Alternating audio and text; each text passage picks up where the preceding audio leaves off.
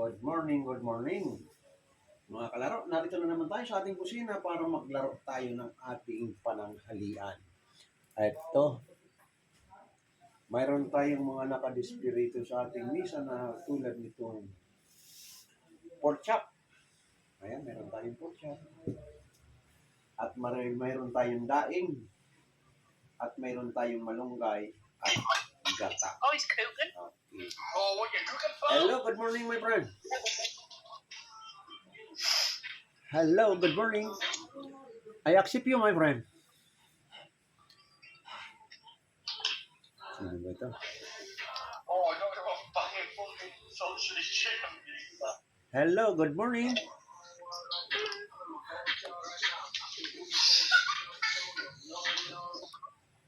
May bagong lagyan sa ating Sue Angela. Level 18. Okay, I'm following you, my friend. Hello, my friend. Hello, Angela. Where are you from, my friend? Oh, Elliot's on. Elliot! England. Okay, you want game, my friend? Match game, my friend? Okay.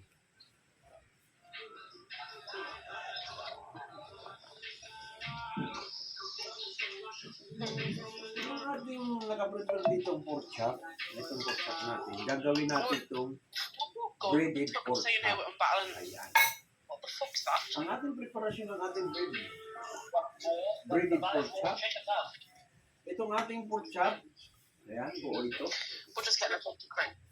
Oh, ilang beses ko na ito pinapaliwanag sa inyo. Pag kayo nagluto nito, itong taba ay putulin nyo para pag pinirito nyo, hindi siya babaluktot ng ganyan dahil dito sa taba. Yan, pinuputol ko muna yan. Yan.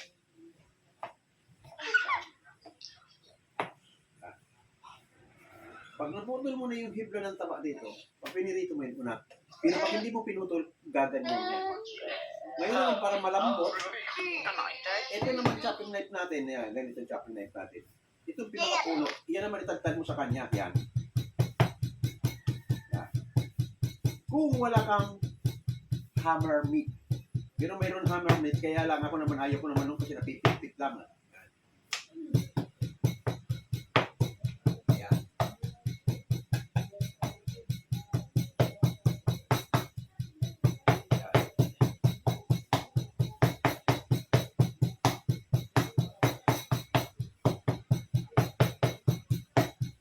Ganun lang. Pag ginano mo yan, malambot na yan. Yan. Basta nga unang-unang gawin mo, putulin mo yung taba para hindi mamaluktot. Ayan. Naputol mo na. At saka mo siya umpisahan ng tagtad. Kahit hindi mo tingnan, basta tatamaan lang itong puno nito ng chopping knife. Pag pinirito mo yung malambot na malambot yan.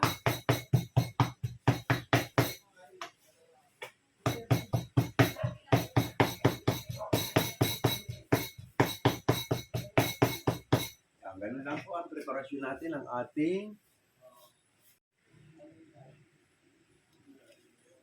good morning. Pasensya na yung hindi ko nare-replyan kasi medyo malayo sa akin ang camera at hindi ko naririnig. Mamaya na ako magre-reply sa mga nag-message sa akin sa TikTok.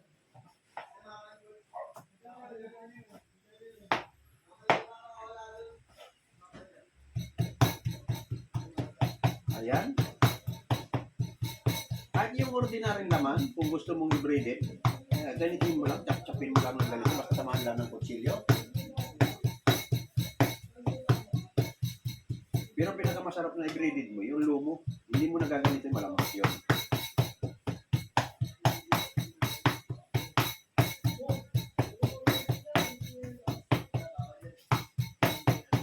Ayan.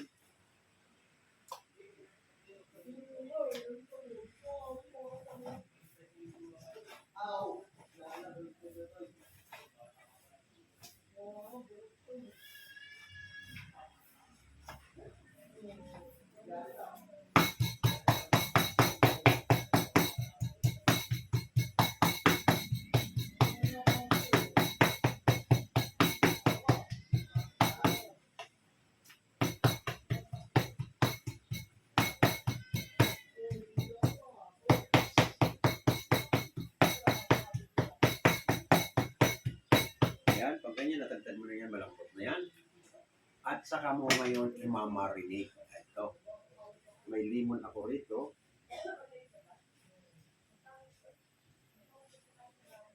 Yung limon naman ganitong hiwa ko, pasabay sa direksyon ng hibla ng limon. Para kahit naabutan ng 1 week yan, hindi masisira. Kaysa putulin mo ng ganyan, nasisira. Kasi ito yung hibla. Yan. Tapos pipigay mo sa kaunting tubig. Ito naman ang gagamitin kong pang asim dito sa ating pork chop. Para masarap ang lasa. Pwedeng suka, pwedeng kalamansi, or pwedeng plain para sa breaded. Yan. Inuulit ko, pwedeng plain, walang pampaasim. Kaya kung gusto mo naman may kaunting asim, pwede itong limon, pwedeng kalamansi, pwedeng vinegar. Ayan.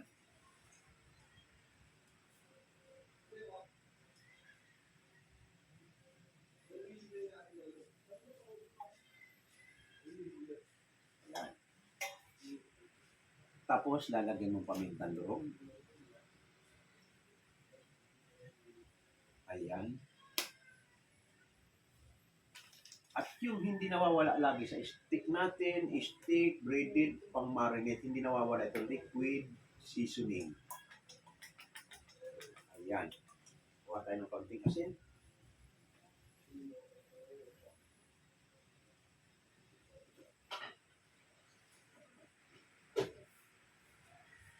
Bubudburan natin ng konting asin para may lasa.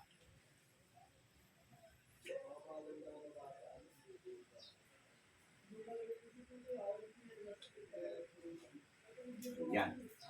Another. Okay. Pamintang durog uli.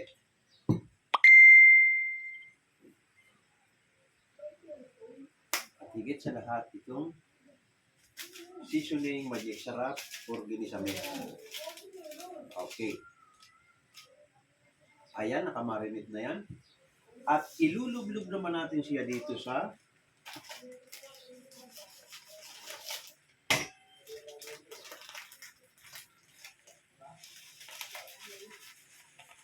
yung breadcrumbs pinagsama ko at saka harina cornstarch.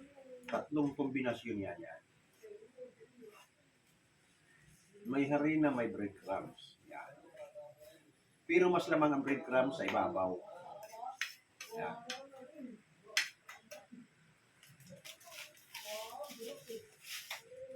At ilulublog naman natin siya bago mo idiretso sa breadcrumbs, ilulublog natin siya dito sa itlog.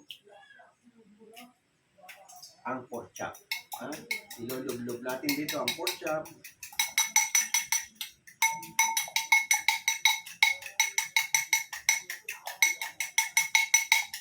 Ayan. Okay, nakaprepare na yung ating isang menu na breaded pork chop. Isusunod naman natin itong gata na daing, bisugo, at dalagang bukid. Ayan.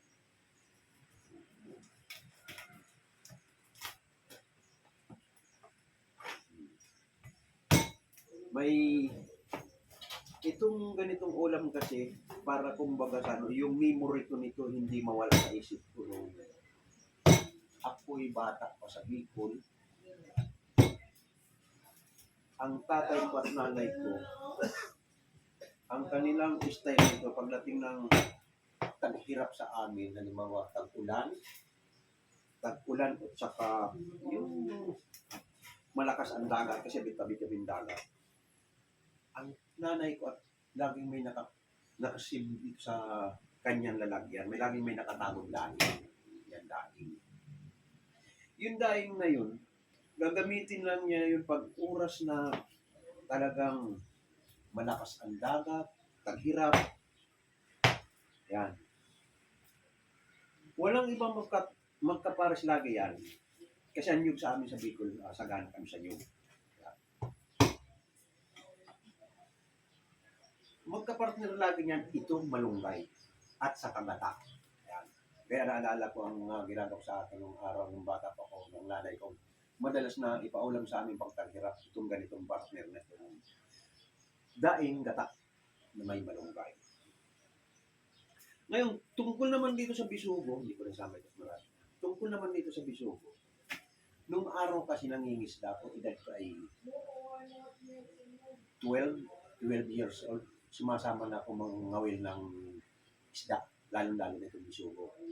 Itong bisugo nito, simula kami alis kami sa bahay ng 6 o'clock, tatakbo kami ng 1 oras hanggang 2 oras at mamimilwit na kami nitong bisugo.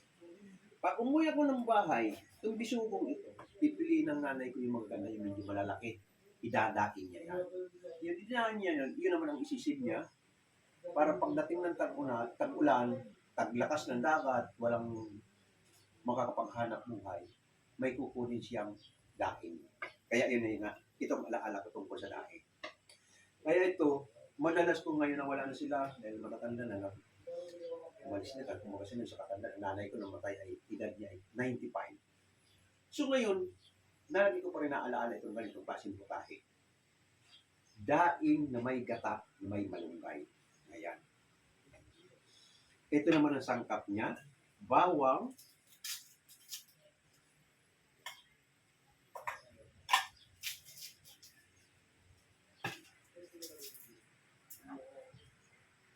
basta pitpitin mo lang, hindi mo natatagtarin kasi buo mo lang lalagay sa gata.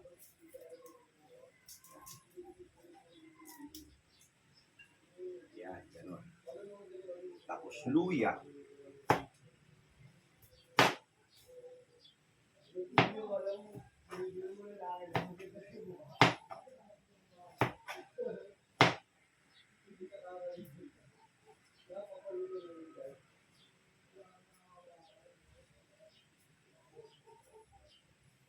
Ganun lang ang ating gata.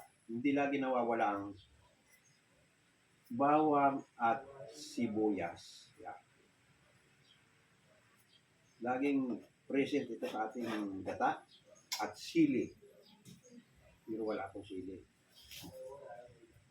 Bawal kasi sa akin ng sili. Minsan nagsisili ako pero yan din ang kinagisgan ko sili. Pero pag naalala ko itong ating karamdaman na bawal ang sili, napipigilan akong maggamit ng sili. Basan ko lang yun.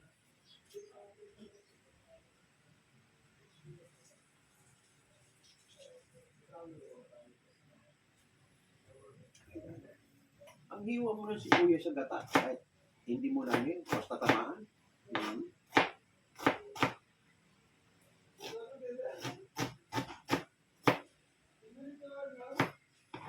Ayan. Ayan.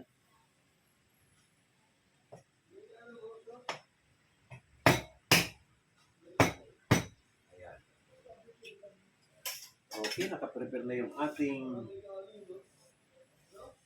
panggata, yung malunggay, nahimay na natin ito, maliliit na ito. Nahimay na natin ito, malunggay na ito. Okay. Tignan muna natin yung mga ating nagsipagbati sa ating TikTok. Good morning, my friend.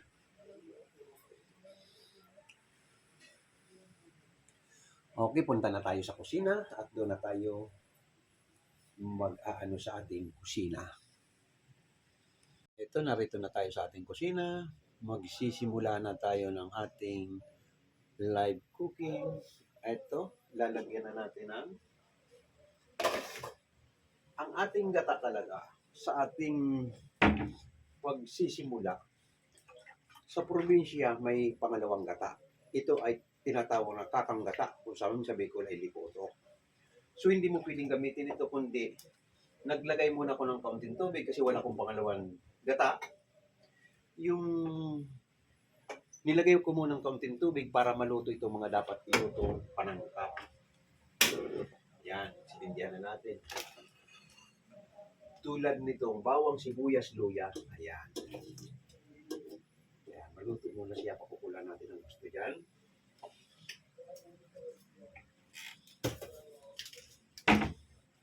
Papaluan lang natin dahil.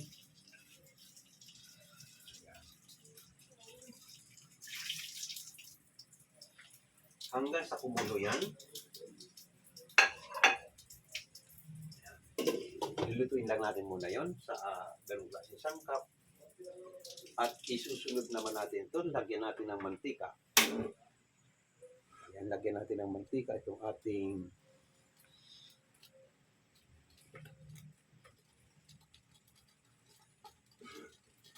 kawali para sa ating breaded pork chop. Lagyan natin ang ginagamit ko ay barbecue oil. Lagyan natin ng oil na itong ating kawali para ang ating breaded ay laging lutang. Yan. Lutang sa mantika. Mahirap maglutong hindi nakalutang sa mantika ng breaded.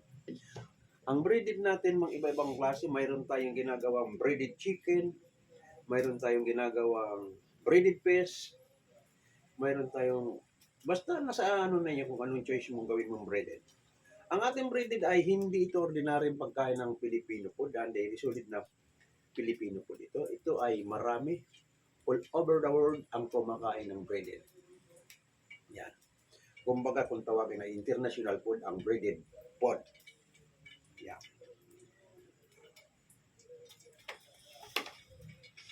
Pero itong may gata, bandang Bicol lang talaga yung karamihan yan. Pero Bisaya din pala. Marami kumakain ng may gata. So ngayon, bago mo ilublob, itong pinagmarinitan natin, pwede natin itong gawing gravy. Pork gravy. Ayan. Pipigain mo muna para dumikit. Ayan. Ayan. Bago mo ilublob uli sa itlog. Ayan. Bago mo ilublob uli sa breaded, para makapal ang pagkaka-breaded niya. Ayan. Tuluin mo siya para hindi masyadong basa. Ayan. Pinatulo mo yung itlog. Sa amin, nung ako'y nagtatrabaho sa USMTM sa kampo ng Amerikano, itlog na may kaunting fresh milk ang pinaglulubluban namin ng breaded. Masarap ang lasa. Ayan. Ipupus mo naman siya ng spoon. Ayan. Para dumikit, yung pinaka-breadcrumbs, ididiin mo ng kutsara. Ayan.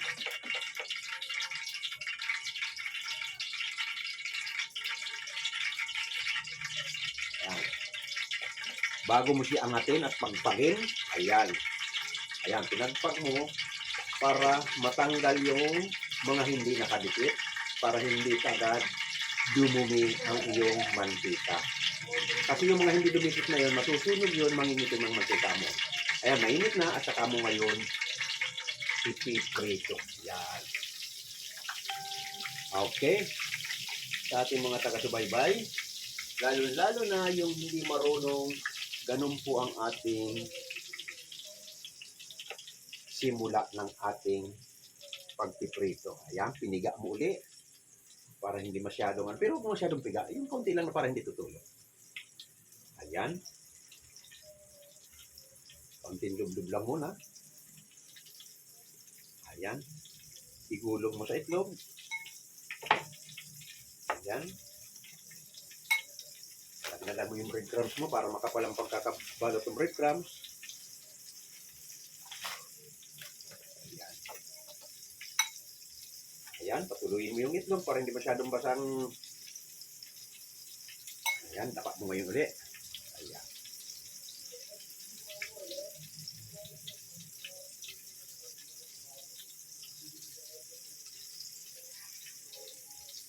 Habang dinidin mo ng kutsara, kumbaga sa kakapit yung breadcrumbs kasi naidiin mo siya.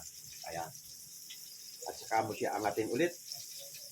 Pinagpag. Ayan. Ayan. Pag napagpag mo na ganyan, hindi na masyadong madumi ang mantika mo. Ayan. Nakadalawa na. Ito naman, kumukulo na, luto na yung bawang sibuyas, ilagay na natin yung daing. Ayan. Ilagay na natin yung daing.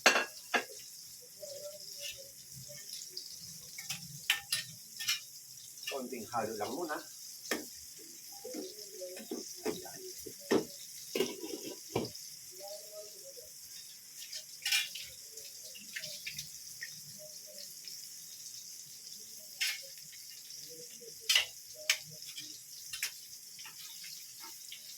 Hindi hinaan mo lang ang apoy kasi mabibigla yan. Madaling masunog ang breadcrumbs.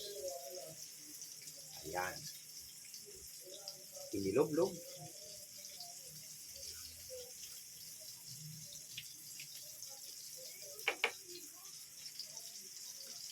Inilob-lob sa eggs. Ayan.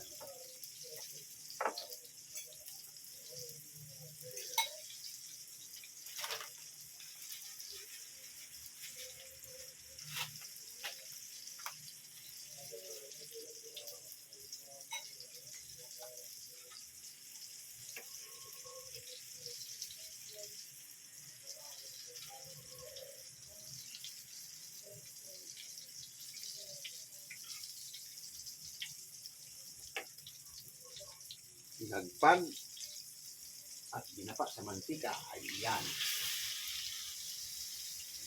Yung una, baliktarin mo kagad kasi natutulog ito. Mangingitim yan. Brown na kagad.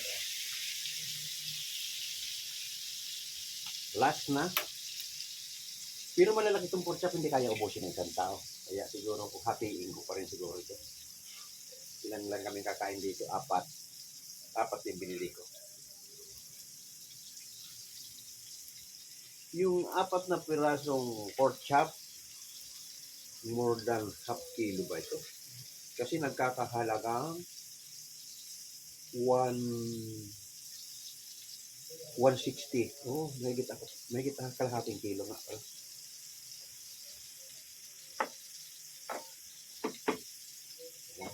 Sakto lang isang itlog. Oh. Sakto lang isang itlog.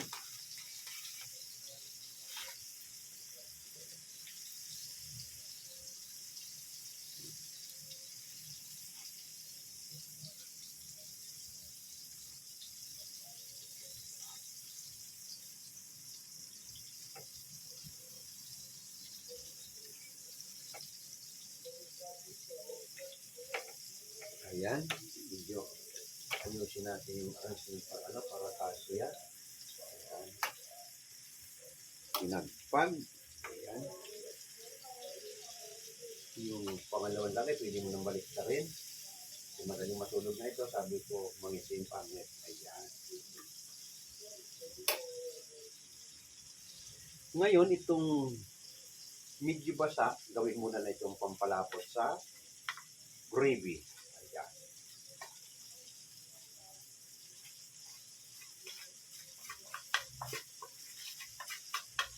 Ayan.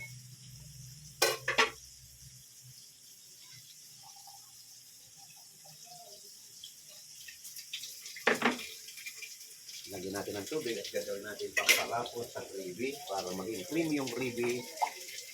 Breadcrumbs at saka cornstarch flour pinagsama-sama na natin. At ito naman, ilalagay na natin yung malunggay at luto na yung daing. Ayan, pagsunod-sunodin na natin ito. Ayan. Isang kulo lang ng malunggay luto na. Nilagay na rin natin yung gata.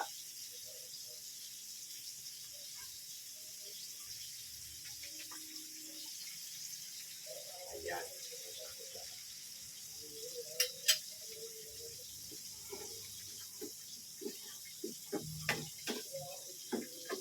Ayan.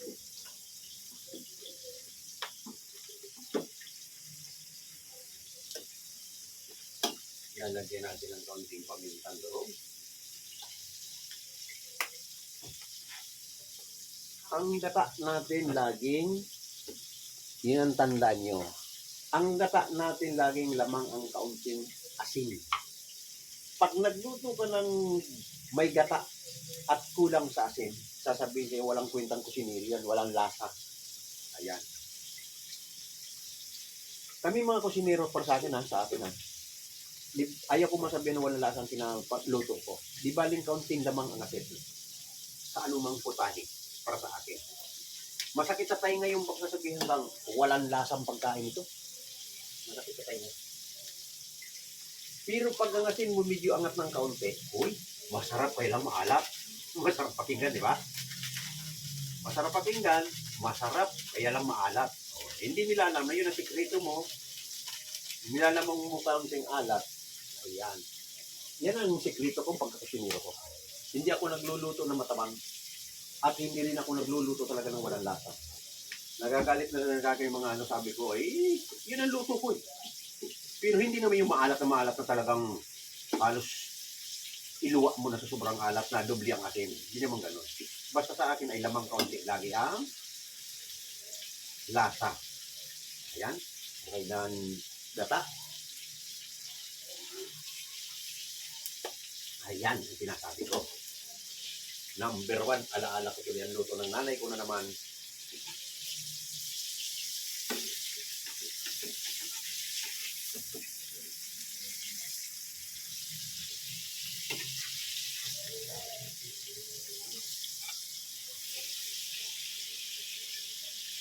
Ayan. Okay na ito. Kumulo na ito. Okay na ito.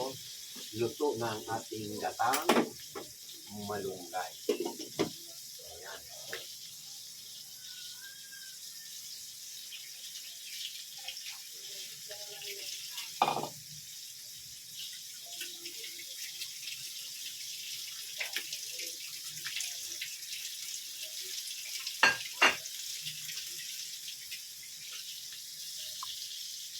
Ito na yung ating gravy. Ayan. Nilagyan natin ng pork cubes at butter. Lagi na hindi nawawala ang butter sa ating gravy. Pag gumagawa tayo ng gravy, laging may butter.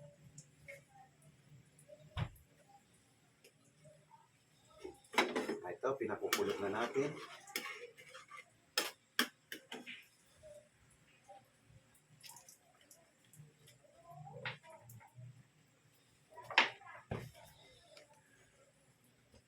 Pag gumagawa ka ng gravy, hindi nawawala atin dahil Pilipino tayo, hindi nawawala ang soy sauce para maging golden color. Ayan.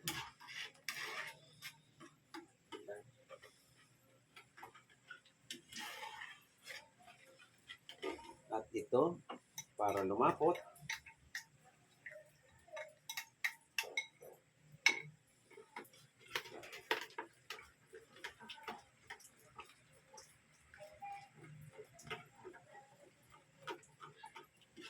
ayan. Ayan na po yung gravy natin, ayan. Sa gravy natin, lagi hindi nawawala ating liquid seasoning. Ayan. Ayan ang kulay. Pinatay na, tapos na. Maimas. Sa anong salita yun? Maimas ay Ilocano. Okay?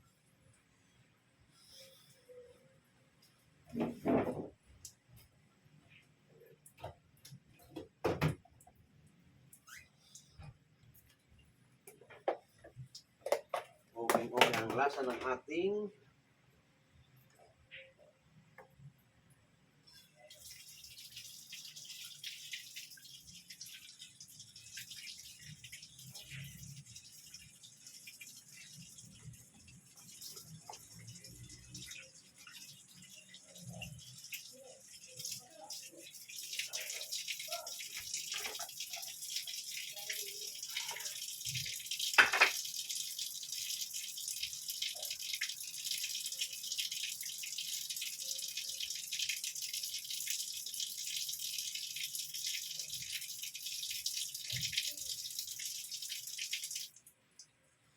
okay, pupunta tayo.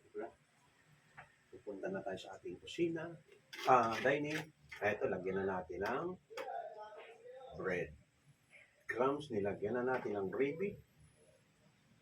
Ayan. Ayan na yung ating finished product ng ating breaded pork chop. Ayan.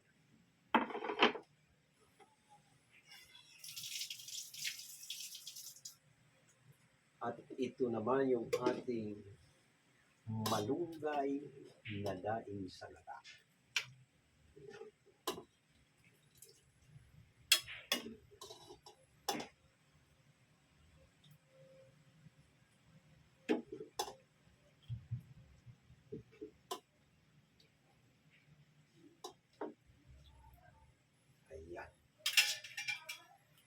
ganda ng pagkataano ng kakanggata ng ating daing na with malunggay. Okay, punta na tayo sa dining.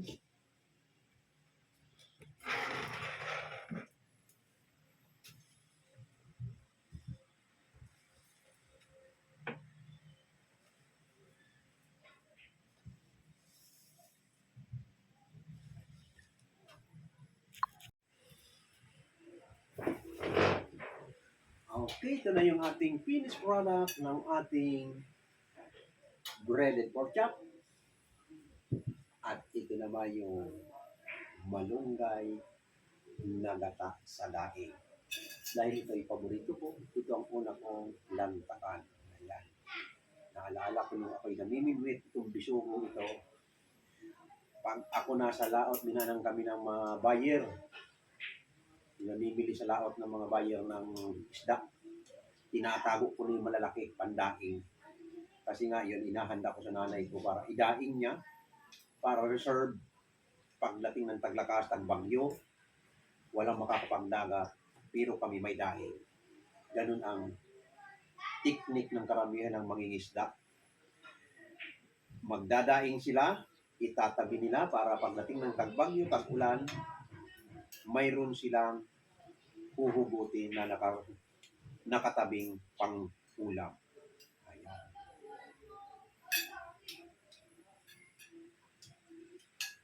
Tapos uulaman mo pa nitong ganito dahil sa sobrang hirap. Kamuti o kaya kamuting kahoy. Wow! Ala-ala ng kahirapan.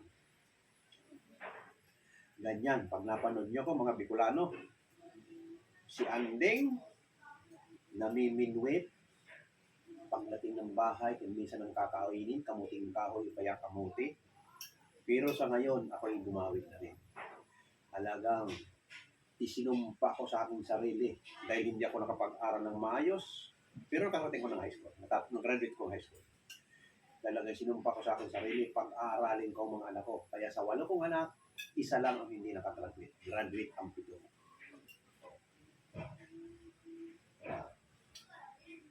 Yun lang ang talagang pinaglaban kong ambisyon ko sa aking buhay. Pag ako pa po nagkaanak, pag-aaralin ko sila.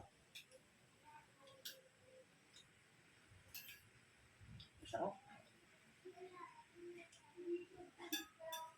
Kasi, kumbaga sa kinagisgan ko itong ulam na ito.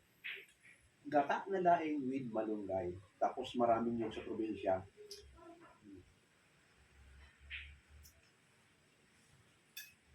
Ang teknik lang nito, basta luto na yung daing, patayin mo na. Huwag mong pakuloy na madurog yung daing, matinik. Maganda yung pag binuhat mo yung daing, buo. Yan. Yan. Tulad nito. Yan. Yan. Bubuhatin mo na ganyang buo. Pag pinakulo, madudurog yung tinik. Ito ganito, pwede mo itong hihimay-himayin ng unti-unti na hindi ka matitinik. Yan. Kahit magtinidor ka, pwede mo. Nahiwalay mo yung laman.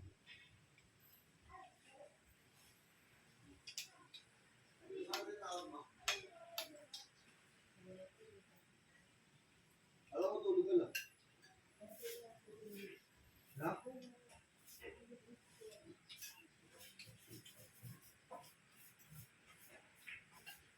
Kasi sa probinsya, hindi lang probinsya namin, kahit saan ka man tabing dagat, ang karamihan talaga ng style ng mga magdadala. Magtatabi ng daing. Pag yung malilit naman na katulad ng tapurok, yung tawagin, yung tamban, gagawin ng tuyo. Pag padas namang payalilis, gagawin ng bagoong. Ayan. Yan ang style ng mga magdadala. Ako naman nagdagat ako mula edad ko 10 years old. Pumunta ko ng Manila ay 16 years old. So, halos 5 years din ako nagdadagat.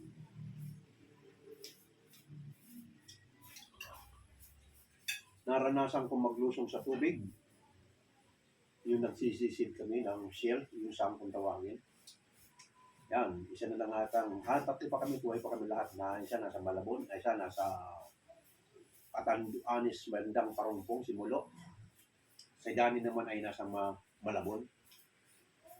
Kaming tatlong magbabarkada, magsisisid kami niyan, iikutin namin yung isla doon sa Karamuan, yung islang Katanhawan kung tawagin. Alis kami ng Baryong Kabakungan ng 5 o'clock. Yan, alis kami 5 o'clock ng madaling araw. Magsasagwan kami yan, darating kami doon kung hindi man 5:30, 6 o'clock. Pag puro biro, laro, hindi kami makarating ng 30 minutes. Pero pag seryoso yung sagwan namin, 30 minutes kaya ngabutin ng Katanhawan. Pagdating namin doon, lulusong na kami. Pag lusong namin, pagbaba namin sa tubig, aahon kami alas 12 kakain. May baon na kami doon. O hulihin na lang namin yung pang-ulam. Bababa kami doon sa tinatawag na baybay na mataas, yung buhanginan na mataas. Doon kami mag-iihaw, magluluto ng pang-ulam ng tanghalian. Ayun lugar na maraming papaya. Kaya dessert namin doon palaging papaya, yung litid na papaya. Yan ang alaala ko sa aking kabataan nung ako'y nasa probinsya. Itong malunggay naman na ito, may malunggay na mapait. Hindi ko alam nga, sa tanda ko lang, ano bang dahilan bakit kumapait ang malunggay? Hindi ko pa search ko nga minsan yan. Kasi may time na malunggay, may mapait. Pero kapag niluluto, hindi naman mapait. Ito okay lang, hindi ito mapait. Pero minsan nakakain akong malunggay na mapait. Sabi ko, ano kasi kayong luto nito? Siya ito, kaya ako sa niluto dito. O, tutoy! Gusto yun, o.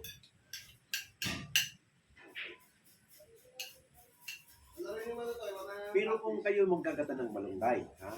Kung anong gusto nyo masarap na pangsahog dito, daing. Yung daing na postas tulad ng tangigi.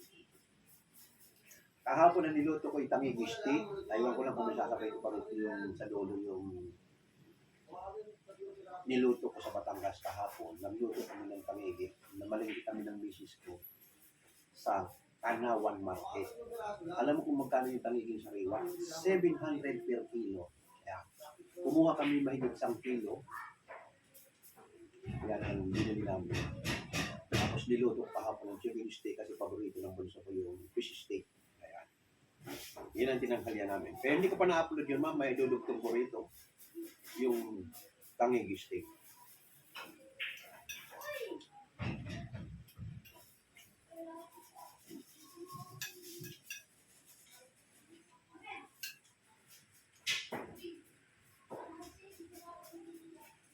Naalala ko yung kahirapan nga sabi ko, itong ganitong luto, ginataan na malunggay na may daing, paparisan mo ng kamuting kahoy, kaya kamuti.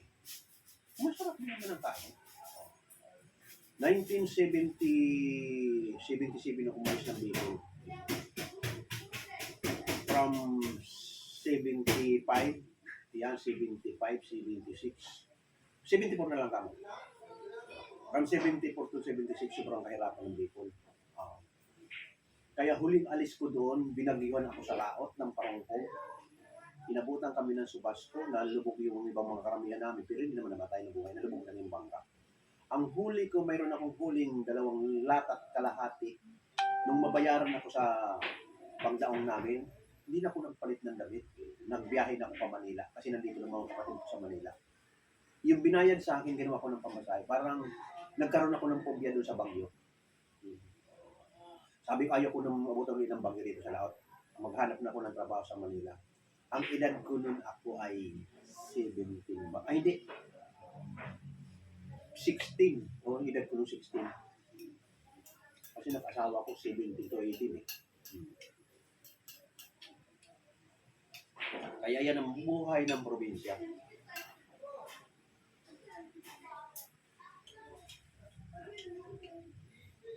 Nakalimutan ko ng kainin yun, pork chop. Nasasarapan ko sa daing.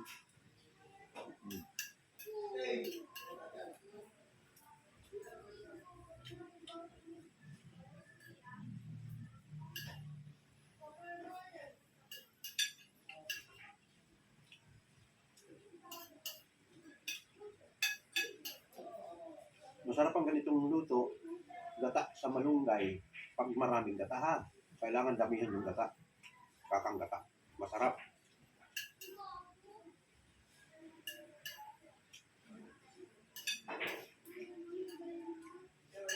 Okay, tikman ko rin yung pork chop. Pipinas lang ko ng kaunti dito sa isang hiwa. Ayan, malambot, di ba? Sabi ko malambot, napitikas ko lang. Wow, malutong pa rin. Yan, pangkabredit, malutong. Tumutunog-tunog.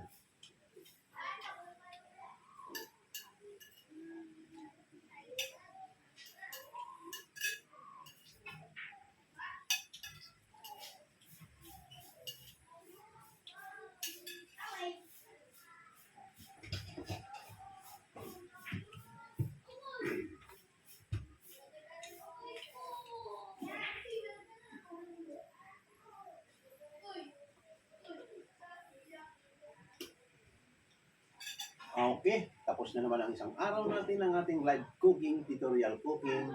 Okay, maraming salamat sa mga taga-subaybay natin. Tapos na naman ang ating live cooking. Araw ng Miyerkules ngayon. Susundan natin ito ay Friday. Maraming salamat. Huwag kalimutan subscribe button at like. Pakipindot lang po. Bye-bye sa inyo lahat.